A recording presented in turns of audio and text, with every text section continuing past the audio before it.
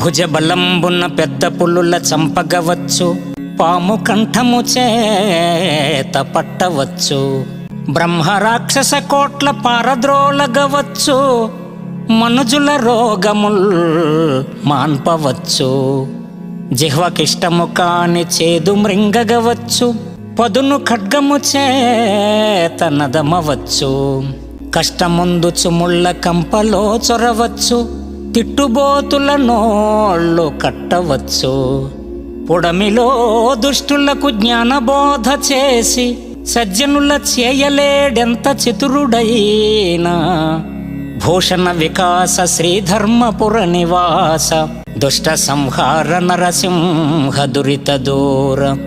లోకేశ్వర, దుర్లభమైన కార్యక్రమాలు సాధించవచ్చు, కానీ సంస్కారహీనులకు బోధ చేసి లేశమైనా అతన్ని మార్చలేము.